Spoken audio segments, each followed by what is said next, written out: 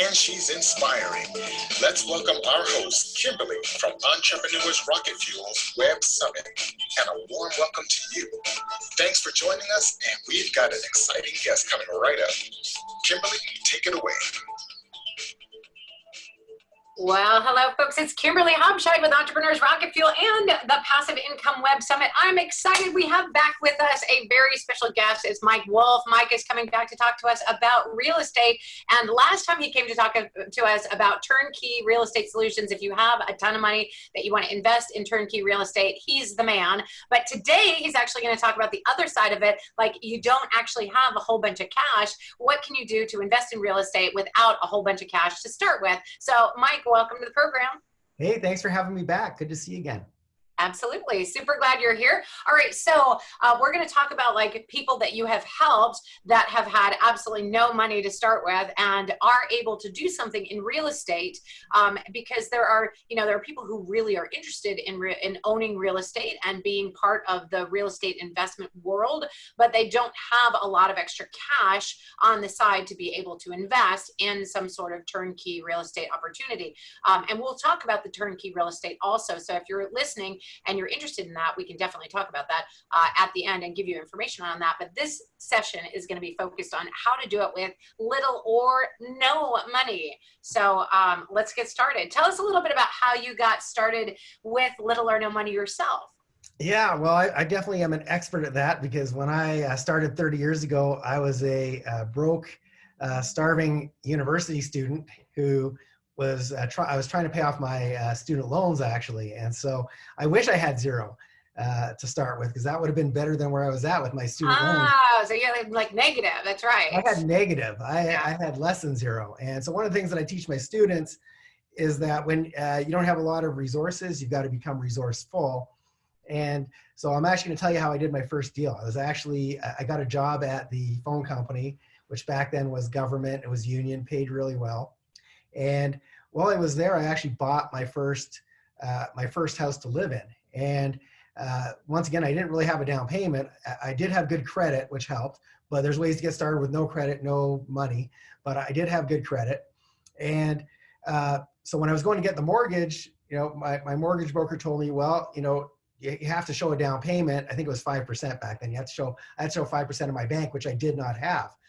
But what I found out is that what they use to count it as being your money is it has to be sitting in your savings account for 90 days. So what I did is I went and applied for a line of credit, cut myself a check from that line of credit, put it in my bank account. And after 90 days, I could show 3 statements of that down payment sitting in my bank account. And so I actually managed to buy my first property using a line of credit for down payment, a mortgage for the rest of it. And I got into my first property and my second one for that matter with zero of my own cash. And so that's just, one of many ways. And by the way, that's perfectly legal because it fell within the guidelines that the bank actually told me. They just said, oh, you just have to show it in your bank for 90 days. So that's what I did. Of course, I had to account for the minimum payment that I had to make every month. But that's how I got into the real estate game. Totally zero cash of my own. And, but there's, had I known then what I know now, there's so many ways that I've learned to do real estate with literally no cash. You could have horrible credit. You could be in bankruptcy and still do real estate investing. So there's ways to do all that. Holy cow. All right. So let me see if I follow that correctly. You actually had a house. You had your own house. You took out a line of credit on it. You put that money into your bank account. And that was enough. At that time, the rules were you just had to have that in for 90 days. And then you were able to use that as your down payment? Yes. So that was my down payment. And that's how I got in the real estate game. And I actually shortly after I bought a revenue property, I bought my first rental property doing the exact same thing. So, okay.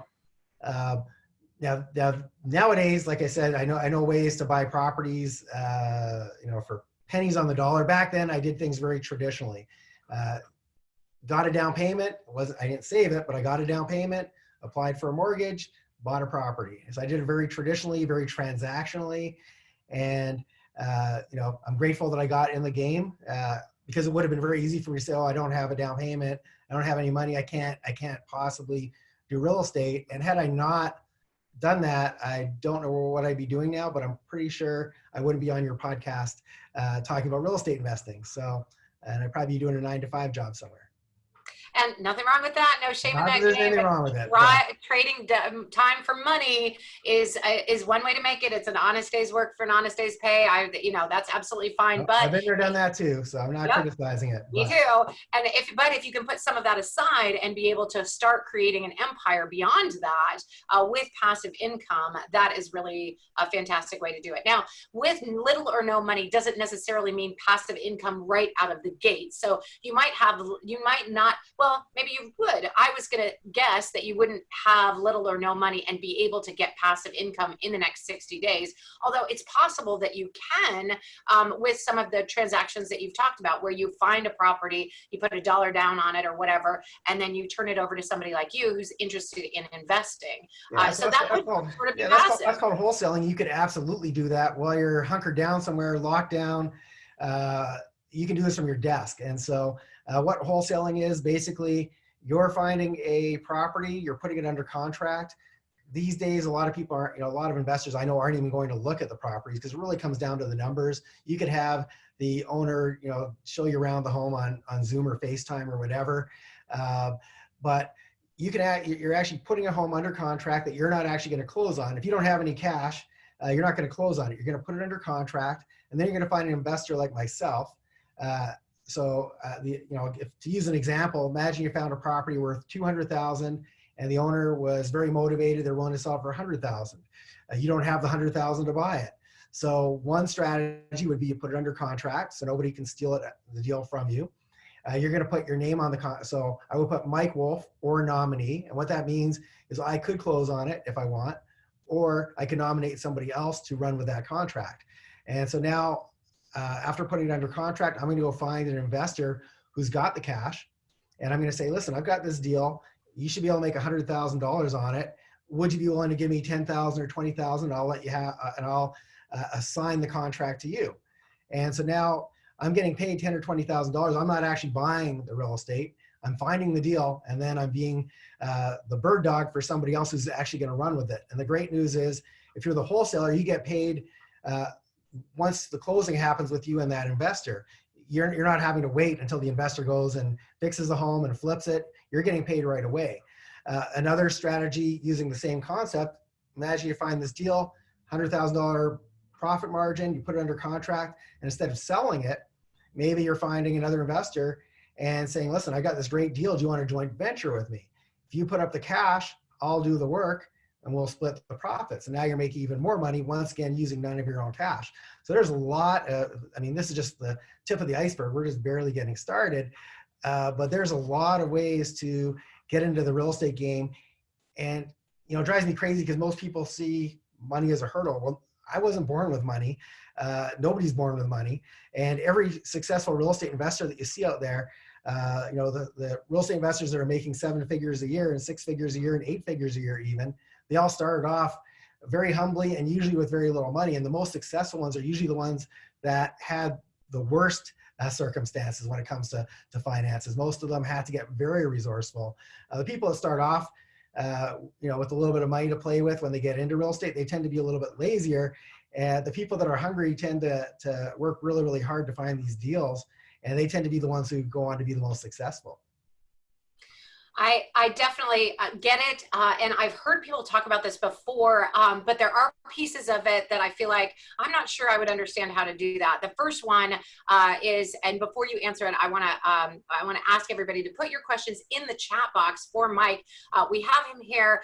He's really at the top of his game. He's doing an amazing job running an organization of amazing people that is helping human beings around the world be able to save their own properties, to get new properties, to have passive income, to be able to use the real estate market as an opportunity to be able to grow their portfolio and really do good in the world as well. So if you have questions for Mike, please do put them in the chat box because we would love to hear from you. But one of the questions I have is, you say, go find a property, make sure that, like, if it's at a really screaming deal, great. They're a very motivated seller, fantastic. But then you say, put it under contract. If I'm not actually going to buy the property, property. How do I put that under contract? Do I use a real estate agent? And then they're like, wait a minute, you don't have the money. And do I say, well, I'm going to go find somebody with the money? Is that how that works? Well, usually your best deals are not going to be found on the MLS. It's not saying you'll never find a deal on the MLS, but most of the people, and I find a lot of people when you're in a situation like we are today with COVID and people losing jobs, there's a lot of people that are depressed, and they don't want people coming through their home. They don't want to deal with agents. They're just kind of in I guess you would say shock in some ways. Here they are. They worked hard to buy their home, and now their dreams are crashing around them. And so I find the best deals are what we call pre-foreclosure. What that means, the people haven't lost the home to the bank. They're in a spot where, they're when we come out of this, if they don't have their job, they're probably going to be in pretty big trouble. And that's where you tend to find the best deals, these pre-foreclosures. And there's different ways to attract them. There's different, Now, what's in it for them if they do business with me and they're in pre-foreclosure right now? What's in it for them to sell it to me as opposed to just go into foreclosure? Well, one, we can potentially save their credit rating. That's one thing. Two, one of the things that I do, and one of the things I teach my students to do, I never teach my students to take advantage of somebody, to make a paycheck. So I never teach them, go find some little old lady who doesn't know the value of her home, give her a lowball offer. You never do that, because you're gonna have a very, very short career. It's a small world. I believe in karma. If you're doing bad things, it's gonna come back to haunt you. But a lot of these people, if you're in a position where you can help them with their problems, and I like to call real estate investors, I like to call us problem solvers, not real estate investors. And the more problems you can solve, the more money you can make. So, for example, if I were to do some marketing, I used to have a company, and I called it Foreclosure Fixers. And do you ever get those things in your mail that say, "We buy ugly homes," and "We'll take cash for home," and you get 1,000,000 of those things, and they all look the same? Yeah. I went at it from a very different angle. I would send out a pamphlet, and I called my business Foreclosure Fixers, and it would say, "I can help you stop the foreclosure." That's a whole different angle. So back in the olden days, I used to send that out. People would call me, and then a lot of people don't understand the foreclosure process. They just think one day somebody's going to come into their home in the middle of the night, toss all their stuff on the front lawn, kick them out, change the locks, and they're going to be living on the streets. And these people are not sleeping at night. They're freaking out. They're stressed. So I would sit across the table from them, and I explain exactly what their rights were. I explain exactly what the foreclosure, the legal process looked like, and I hired a lawyer to teach me this. But I would sit across from them, and there's two different types of people that run into trouble. There's people that are, sometimes bad things happen to good people. Like right now, there's so many people that are, struggling because of this crisis going on, and it's not their fault. These people are good people. They were good with their money. They qualified for that mortgage. And people like that, instead of going and trying to, steal their home out from under them, quite often I would lend the money, and I'd say, they can afford the monthly payments. They just can't afford that big lump sum of arrears that they got behind. And so I would go and I'd lend the money. And of course I would charge interest, but I would lend the money, and I would help them stay in their home so they wouldn't have to lose it. Now there's other people on the other hand, and even during good times, they want to have a bigger house than they can afford, fancier cars, all the toys. They're living beyond their means. And these people, if you were to give them a loan, you're never going to see that money back. So those type of people, I'd come up with a different solution. Usually that solution was, hey, you're going to lose your home. There's no way you can afford this property. So one of the solutions might be, why don't I put up the money to fix your home so it will sell, and we'll put it on the MLS, and then we'll split, because I'm investing in it, I want to make a profit on my time and my money. Why don't we do that? And then I'll help you find another property that's more affordable to you. Or I'll put you in one of my other homes, and I'll do a rent to own to get you back into home ownership on something that you can afford. Or sometimes, I would just buy their home outright for cash. But I never just leave them, I'd say I'd give them enough money to get them, I'd become friends with a property manager, and we help find them a property, and I give them some money for their first couple months rent and their damage deposit, pay for their moving expenses, so that they're not going to lose their home and suddenly, not have a place to go. And so I always want to leave people in a better spot than when I find them. And when you do that, when you get a reputation for that, people start to send their friends to you. And then the other angle to that is I also go to these lenders that were in trouble. Once again, being a problem solver, I know the lenders, on the other hand, they don't want these properties either. And so I'd say, you know what, I know you can't legally give me a list of all your people in trouble, but why don't you give them a call and have them call me? And so I would help a lot of lenders. So there's a lot of reasons why people should go to you as opposed to losing your home to the bank is the absolute worst thing you can do. So anybody who's listening that might be in trouble, don't do that. Make some sort of arrangements with the bank. Do something other than lose it, because that's going to hold you back for a long, long time on getting into another home. So I would always try to leave people in a better spot than when I found them. I'd have a solution so that they're not on the streets. And then quite often they'd come back when they were in a better position, and I could help them get back, back in the game. And so lots of advantages to working with somebody who can think clearly. And the other thing is when, people are having financial difficulties, there's a whole bunch of other things tied to that. These people aren't just having financial difficulties, they're under stress. So their health is failing, and their relationships are under stress too. And so you're helping people in so many ways. Well, I think that's true because everything's sort of tied together. And if you're having trouble because of the foreclosure, it's probably indicative of either maybe you've lost your job, you've changed your financial status, maybe there is some sort of depression going on, maybe you've changed relationship status, something else is going on that's causing good people to have bad things happen to them.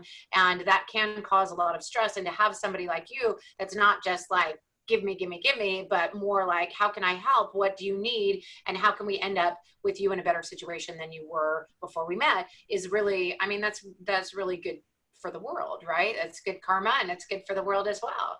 Well, that's why I'm still in this industry. For 30 years, I've seen so many people come and go, and, you're really only as good as your last deal. And, I've seen a lot of people get greedy, and, there were a lot of people I sit across the table from, and I knew I could have made them a lowball offer and got their home, but I gave them a different solution. I offered to lend them money to help them stay in their homes. I knew that they just need to get over this hurdle. And, when you do that, though, it just comes back to you 100 times over, and you get referrals. And so I always give people the best advice I can, not what's best for me, but what's best for them.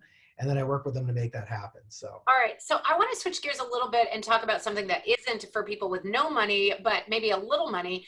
Let's talk about tax deeds, because I've heard a lot about these where people get behind on their taxes, and now they're going to potentially lose their home, but you actually offer solutions for them to keep their home, but you're lending on the tax deed. Is that right?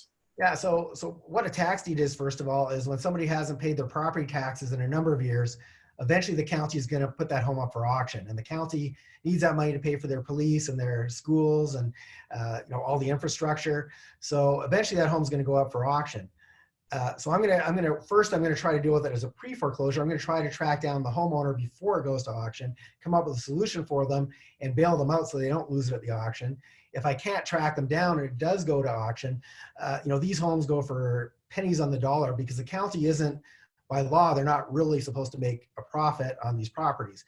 They're supposed to put it up. They put the properties up for whatever was owing on the back taxes. And so, one of my students a couple of years ago picked up a property, single family home, for $7,200. And that home, if I remember correctly, it rented for $900 a month. And I think there's already a tenant in there. So obviously it didn't take very long for him to recoup his investment. But the interesting thing is he didn't have, if I remember correctly, he actually borrowed that $7,200 from another investor so that he could do the deal, and he did a joint venture with them. And so one of the things I recommend for people who maybe don't have a lot of cash, but you have a lot of time on your hands, be the person finding deals, get yourself educated on a certain strategy that other people don't know how to do. So in my trainings, I teach people how to, how to leverage that education they've got and go find other investors. So imagine you went to a meetup group with real estate investors, and the first thing people ask you is, oh, what kind of real estate do you do? Imagine you said, hey, I specialize in tax deeds. Most people don't know what a tax deed is. So with my students, I not only train them on how to do them properly, but I also give them my team. I have a team on the ground in Houston, Texas. So I have students from as far away as Australia calling up the team. The team goes to the auction on their behalf, picks up the property, and you can do this from your living room. But imagine you go to that meetup group and you say, listen, I do Texas tax deeds. I've got a team on the ground. You're never going to lie and say you've done a deal that you haven't done. But you can legitimately say, hey, here's some deals that my team has done. Because the same team that did these deals for my other students, they're working for you now. And you can show an example. Hey, we got this home for $7,200, rents for $900 a month. We got this property for 10 grand, flipped it for 100 grand. So you can take these case studies, show it to other investors, say, hey, listen, if you're willing to put up the cash, I have access to these deals. Why don't we do them together? And after you've done one or two with your partner, you're not going to need their money anymore. I recommend you keep working with your partner because they helped you get where you're at. So keep doing deals with them, but then take your own money and invest that in your own deals. And that's one way you get in the game very quickly. So how long does it take to get in the game? Like if you have no money, how many deals? Is it like 5, 7, 20 deals before you can actually start doing your own? Or could it be from that very first one? Once you've locked into a deal and it's your money in there, how do you make that free up so that you can do your next deal? Like I know that people talk about spinning it forward and using one to leverage another. Is that by taking out a second on that house and getting the money back out so that you can invest again? Or is there a different strategy? Well, there's a whole bunch. I mean, there's a 1,001 ways to make money. I want to know all 1,001 right now on this website. If you have time, I would go through every one of them. But no, seriously, really your one real estate deal can totally change your finances forever. I don't want to portray this as get rich quick because it's not. There is work involved. I can give you all the tactics. If you don't take action, you're going to make zero. So, yeah. But you're one deal away. Now, it doesn't mean that's going to be your first deal. You have to, realize that sometimes you're going to get home runs and sometimes you're going to get single base hits. And, if you don't follow all the instructions, you could actually take a loss. So, but, even if you do a deal and you thought you were going to make 30,000 and it turned out, it needed a little bit more rehab than you thought, and you make 15,000 or it went a little bit over budget or a little bit over time, and you only made 5,000, every time you do a deal, it's a learning experience and it propels you and also gives you the confidence to go and do the next deal. I think a lot of people's biggest challenge is they can't envision themselves being successful at it because it's just not something they've ever done. But once you've done that first deal, got that under your belt, now your confidence goes up. Hey, it's like, hey, I can do this. So even if you made 2,000, even if you broke even on it, now at least you know that the process works. And you can just do it a little bit better the next time and a little bit better the next time. And eventually you're going to get that home run. Most people don't get that their very first deal because it's a learning experience. But absolutely, when we're in lockdown, you can do your first deal literally today. If I was motivated, I could be doing deals all day long. Luckily, I've got a bunch of passive income, so I'm not really one who likes to work that hard anymore. But I have teams that are working every day to find deals, and we're finding lots of stuff during these COVID times. You think it would be impossible to find a deal. There's lots of deals being done. Some of my friends, I have a friend who's in Las Vegas, and he probably has about 30 flips on the go right now. So there's lots that can be done. You just have to have, one, the education on how to do it, two, the motivation, and that's really all that's lacking. All right. So I want to know from the chat, what city are you in and are you motivated to do passive income through real estate, whether you have no money or money to invest, whether you want to do it passively and just do turnkey rental properties with somebody who knows what they're doing, or whether you're like, no, I have no money, but I want to get in the game. Most of it has to do with, are you motivated to do either one? So shoot a note in the chat box if you're like, I'm motivated, this is where I am, I want to do it, I want to get more information, and then share with us where you're getting stuck. Because I think a lot of people, when they hear about passive income and real estate, they think that's for the other people, the people who know what they're doing and they can't really do it, or they hit overwhelm, or they've heard bad stories about people with bad tenants, or and I know you have some as well, and I have some as well. Because I've had rental properties myself. And not all of the stories are good. Some people are like, wow, I've heard that you can lose a ton of money, or what happens if this happens, or what happens if that happens. But the more that you get involved in it, the more reassured you get that it is possible. It is a money maker. It's just a matter of making sure that you're doing it the right way and not rushing into deals, in my opinion. Would you say that's true? Well, you definitely, no matter what strategy you're doing, you're always going to have to do your due diligence. And, you're not going to do, one of the big mistakes that a lot of beginners make is they're so anxious to do a deal that they think everything's a deal. And so on the one hand, yes, take action, move forward. On the other hand, don't be over anxious and don't try to make a deal out of something that's not a deal. Because the last thing you want to do is take a loss on your first property and then be discouraged and say, oh, well, this doesn't work. It's not for me. So be selective over the deal that you do, but it's not, none of the stuff that I teach is rocket science. I could literally teach a 6-year-old how to do most of the things that, that my teams now do for me. But it's not rocket science, but it does take a little bit of work, a little bit of due diligence. And, once you get the hang of it though, once you've done one or two, after that, it's like smooth sailing. It's really easy. So. Well, I don't know about smooth sailing. Well, it might be smooth sailing for you, but some people might be like, I don't know. It's a little bit rough out there. I feel overwhelmed, or I'm a little nervous, or, it's just you should be nervous when you first start. You should be so, nervous. I used to be nervous too. Yeah. Okay. So we have some people that are all over the map, but you're actually based in Canada, and you do most of your deals in the U.S. right now. Is that right? I do all my deals. I'm Canadian, but I do all my deals in the U.S. and you guys have it so good down there. You got a lot. You're much more. We have it good. Wait a minute. I'm in San Diego. You have it really good. We have it good, but okay. You have it really good. So homes are in not in every market. Obviously, San Diego, where you are. It's relatively expensive. Almost every city in Canada is ridiculously overpriced, in my opinion.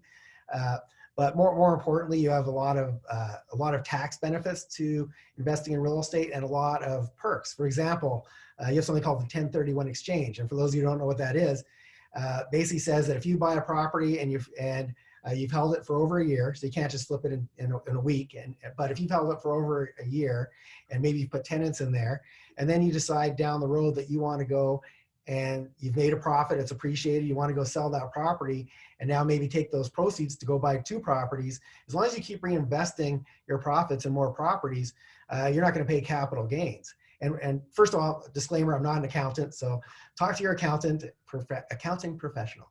But here in Canada, if I do a deal and I make a profit, I've got to pay the tax man first, and whatever's left over, I get to reinvest, which means that if you're trying to build a portfolio and you have the tax man taking a piece out of every deal you do, it takes a lot longer. So you guys, if there's anywhere in the world that I could be being a real estate investor, I would be in the United States all day long, and that's why I invest there. But you guys have it really good. You just don't know. You're spoiled. Well, I'm spoiled for different reasons, but that's beside the point. All right, so we have some people that are in Dallas, Texas, some people who are in Northern California, some people who are in Southern California, hello, and some people who are in the Northeast. So that's all great. Actually, we don't have anybody that's responding that's international now, but if you are in the Dallas area, do you invest in Dallas because you know it, you can see it, you can drive by it, or are you like, nope, don't do that, find the market that's best for the deal? Well, the answer is depends. If you're buying properties to hold, definitely buy where you're going to get the best returns, because if you invest in California, for example, the laws are so much in favor of tenants there. You get one bad tenant, you're going to get wiped out financially because they're not going to pay rent.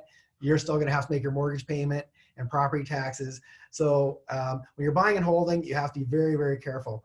If you're doing things such as flips, for example, there's opportunities everywhere. But some places are better than others. If you want to do the tax deed auctions, which is one of my favorite things, or foreclosure auctions, the best place in my opinion to do that is Texas. And I happen to have a team in Houston, in Harris County, which is where I recommend for people who want to do that particular strategy. And like I said earlier, my students get to use my team, so you don't have to live there. There's some due diligence you have to do, which involves you being on a computer for maybe 3 hours a month. The auction takes place on the first Tuesday of every month. Of course, they're closed right now due to the COVID, but they hopefully will be opening up again soon. And there's thousands of properties that change hands every single month. Whereas I've never tried to go to the auctions in California, but I hear they're extremely competitive, and the homes end up going for really close to market value. So yeah, if you're going somewhere where the opportunity isn't, you're going to be spinning your wheels. So it's important that if you find a place where it makes sense to do the strategy you want to do. If it's not close to home, build a team around it, which is how you make this passive, and get other people, leverage other people's time, other people's abilities, other people's education, and be the brains behind the operation, but not the worker bee. Now, if you're doing it close to home, there's going to be a tendency to work hard, which isn't necessarily a bad thing, especially if you're just starting out. but your goal should be not to be working hard for, the goal should be to have most of the stuff automated, other people doing the work for you, so you have your freedom. And that's why we get into real estate in the first place. And I'm speaking from experience because I am a reformed workaholic, now turned into playaholic. So I know. And I've 15 years ago, I was working, 14-hour days. And now I have teams that do almost all the heavy lifting for me. And so that's what I recommend for people who are listening, even if you start off by, learning, how it works, eventually take the different things that you're doing every day and have other people do them for you. Well, I totally love that. And I've heard your phrase, I was a workaholic and now I'm a playaholic, a lot of times. And if you use passive income strategies, you can actually get there. And then you can still be a workaholic as long as you love it. As long as you love it. One of the things I totally love is doing web summits and putting experts on stages and getting the word out about what people do and who they are and how they show up in the world. And I love it. Yeah. But there are things I don't love doing, like putting things on Pinterest. And that is what I have my assistant doing, right? And I have a Pinterest account and I don't even know what they're posting, but apparently I get a lot of compliments. And same with Instagram. So they're doing a good job. But really what we're creating here is freedom. What you do with that freedom is up to you. I'm not saying, hey, once you got freedom, don't work. If you enjoy it, do it. But if you're not hanging out with your kids because you're busy working, I might switch things around. If your health is failing because you're only paying attention, you're only working, but you're not taking time for, self-care. I argue that eventually that's going to catch up to you and you might not have the opportunity to work anymore if that happens. So hashtag he's not wrong. Absolutely. Balance. Yeah, definitely a balance. All right. So a lot of people are putting in the chat, I'm motivated. One person says, I'm motivated and have started my real estate investment education for approximately 9 months, but I am cash poor, especially now with COVID. Any suggestions for Rita? Yeah, well, like I said, lots of ways to get in the game with no money. I've actually got, I don't know if you have the link, but I've got a video that I made that talks about the 5 strategies that I would do right now if I was starting here in the middle of COVID. Perfect. And all of them will work with little or no money. None of them are things that require a whole ton of cash. And so check that out to start. And then Kimberly talked me yesterday into doing a 3.5-hour little mini summit on Saturday. So come to that. And then I'll have a little bit more time to go into a little bit more detail on some of these strategies. Awesome. So that's a half day on Saturday, and I've stolen your half day on Saturday, and I really appreciate you spending it with our crew.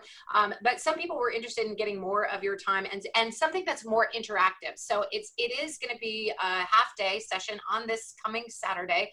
If you're watching the replay, sorry, you might have missed it, but maybe you can catch the replay. But if you are live with us, it's going to be this coming Saturday, which is May the 23rd. I think I have that right. May the 23rd. And we're going to have a half day together with Mike. It's not going to be in this format. It's actually going to be a real Zoom call, so you can have interaction and you're going to be able to ask your questions, and your face is going to be there with all of our faces as well. So we would love to have you guys participate in that. If you want to do that, what you need to do is send a note to support@erfsummit.com. And Mercy, if you could put that in there, but also say that it's like half day for Mike or something like that, so that we know what it is that you're looking for, because she's being asked for a lot of things and she's like, I don't even know what they want. So if you send a note to support@erfsummit.com, you got to send that to everybody. You just sent that to me. That it will go, that put a note in there that you want to do the half day with Mike to learn about these strategies. And it's actually, we're calling it a boot camp, like a real estate boot camp. So you're going to get everything from soup to nuts on how to do real estate in 3.5 hours or less. Well, you get to ask the questions, so the audience is going to dictate what direction I go with this, because it's going to be totally spontaneous. And we should mention it's free. There's no charge. So that's awesome. That's fantastic. Special, free. Because there are a lot of people that are like, oh, it's $297 or whatever. And there are awesome deals on this summit for $297 and $500 and all kinds of things. But this is a half day session with Mike, free. and you can interact and have your questions, and it'll be a Q&A right along with some material. And I know Mike has some stuff to present, but really it's just going to be driven based on the audience that shows up.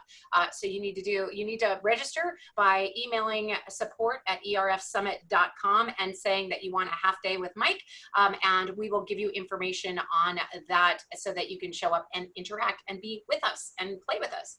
But you have to be more interactive than you're being in the chat because it's a little quiet in there. Okay, all right, so we have another question. I'm motivated, but I've been studying tax deeds for years, but I have very little capital. How do I contact the speaker? Well, you can email support@erfsummit.com and get in touch with Mike. How much does entering into his team and course cost? Do I need to do a deal super soon? I need passive income ASAP. I got fired and have not received any government check. Yikes. You know what? Please email and just say I need to contact Mike ASAP. Email support@erfsummit and we'll get you two in touch. It'll be, I don't know if Mike has time this afternoon, but I'm sure that he'll respond via email in one way or another. Yeah, we'll take the time and I'll be happy to help. That's awesome. Thank you. So fantastic. We will definitely get you guys in touch. And tell us a little bit more about what we might get if we join you on Saturday. I know it's going to be audience driven and stuff like that, but what? Yeah, well, I think I'm, I get these days a lot of people asking what are the best strategies during these times. And that's why I made that short video, but obviously in 3.5 hours, I can go into a lot more detail on some of these, basically what, if I was starting fresh, if I go back 30 years ago, but had the knowledge I have now, like I said, when I first started, I didn't really know, I didn't know a lot of the stuff that I know. I knew very little compared to what I know now.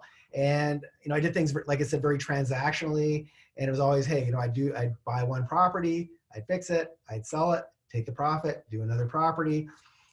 If I did it today, I wouldn't be waiting to save up a down payment, or in that case, qualify for the line of credit. I would, I would either be raising money or, there's a whole bunch of different ways. Like if you find somebody who's in a tough situation, or if you find somebody, let's say, who's got a clear title home, there's different ways to work with those types of sellers. So for example, if you have somebody who's got a clear title home, they've got no mortgage, they want to sell it, maybe they're getting sick of dealing with their tenants, which a lot of people probably are right now. They don't have good teams in place. You can do something called a VTB, which is a vendor take back. And you can basically tell the owner, listen, I don't have the money to pay you right now, but I'm willing to take this headache off your hands if you're willing to carry for me. And what that means is they're going to be the bank. They're going to carry a mortgage for you. They're not going to get their cash up front. But the good news is they're rid of their headache and there's certain tax benefits. So once again, it really comes down to you being educated on different things. When I go into, if I were to go into a meeting with a seller like that, I'm going to be familiar with the advantages to them of not taking the cash right now. And there's certain tax benefits to taking it, for example, in installments. So I might be able to get it. I've had instances where I've gotten to the property where the previous owner was the bank. I didn't really put any of my own money in, and then I paid them in installments. And in the meantime, or maybe you find something that you want to flip, and you say, listen, I'm not going to, you want $200,000 for your home.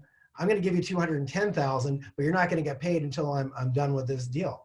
And so, there's different ways you can structure things where you don't need your money. You just have to be a little bit creative and also come up with something that's in it for the other party so that they're happy too. And whenever you create a win-win like that, maybe that person's, an investor who's got 10 properties. You do one deal with them, they're happy with how the first one goes and they sell you the other 9 and they carry more. There's so many things that can happen. But once again, it comes down to having the right education on how to do this and the know-how.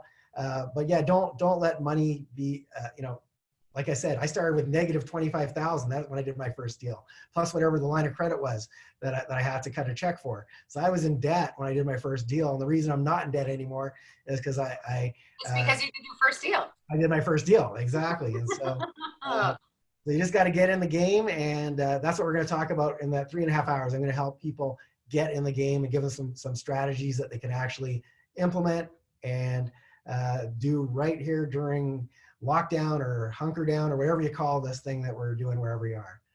All right, fair enough. Well, I think that's a lot of really great information. I really appreciate you being here with us today. I think we've answered the questions in the chat. I welcome you guys to join us on Saturday. It's going to be an amazing opportunity to interact with Mike live and in person as much as we can during COVID. And thank you very much for being willing to give of yourself to help people who really don't know much about real estate, or maybe some people who do know a little bit about it, but have hit sort of an overwhelm or hit a, sort of a roadblock, and they're like, I don't know what to do with this. And you're going to be able to answer as much as you can some of the questions that are there for the participants, and give us some strategies on how to become a playaholic. That'll be awesome. It's going to be fun. Okay, so now we've done all the important announcements and everything. I have to say, like, Mike and I actually met on a cruise. Because he is actually a digital nomad in real life. He is a digital nomad. I'm just a nomad. My team does the digital stuff. I don't know how to do the digital stuff. That's not true. You actually had a laptop when we were talking. So to be able to run a business from a laptop from a cruise ship is really maybe a dream come true for a lot of people. So if that's your dream come true, go ahead and throw that in the chat box. We would love to hear. We'd love to throw some shade for Mike. Be fantastic. But I think that was really inspiring to be able to say, okay, well, you've learned the processes along the way. Not only that, you have a really clear, big heart where you're helping other people. You live in a world of abundance as opposed to, trying to scrape and for that very last deal that's out there. It's not true. There's just plenty of deals out there. And if you go at it with a clear heart and do it with the idea in mind that everybody is going to end the deal better than when they started, I think that's really a phenomenal way to come at it. Oh, thank you, Kimberly. And thanks for giving me the opportunity, because I love teaching. And since I can't get on an airplane, I got to keep myself busy and out of trouble. So I know. Okay, so Rita says that she'd love to be a digital nomad also. Somebody says, can I have a copy of this amazing webinar?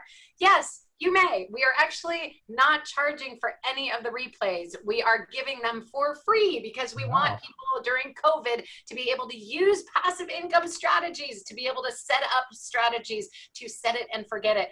I get royalties from audiobooks myself. I have rental properties. I have several passive income strategies. I do affiliate marketing, all kinds of things where money comes into my bank account, whether I'm working or not. And it takes time sometimes to set it up, to learn the strategies, to figure it out. Maybe you're going to spend a half day with Mike to figure out some strategies this Saturday.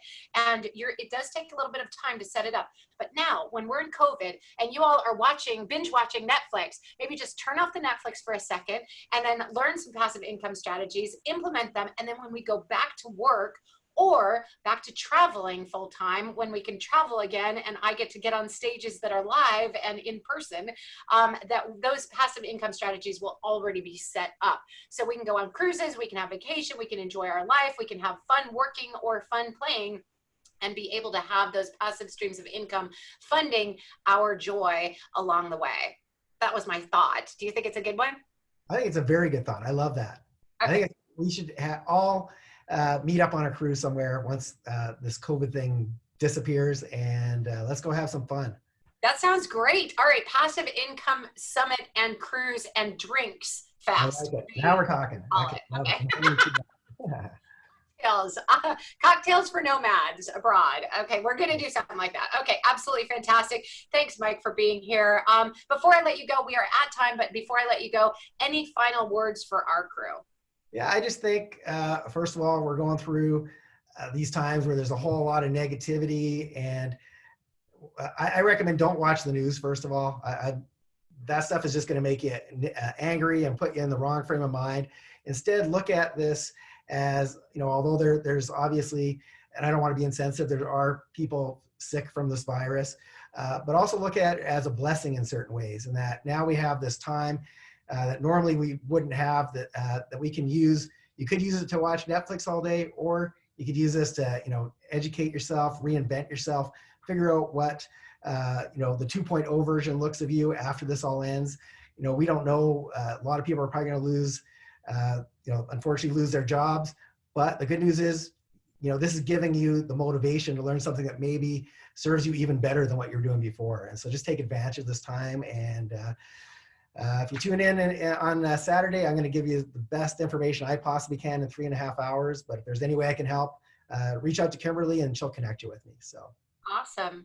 Well, thank you so much, Mike. You're amazing. Thanks for being here. All right, folks, up next we have Jen and Stacy Rose Conkey. They're going to be talking about multifamily passive income investing. So apartments is up next. All right, ladies and gentlemen, we'll see you back at the top of the hour. Mike, thanks so much for being here. I really appreciate it.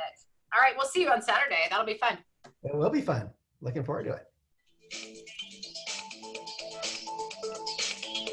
That was an amazing expert. We're here with Kimberly, who is the rocket fuel from entrepreneurs.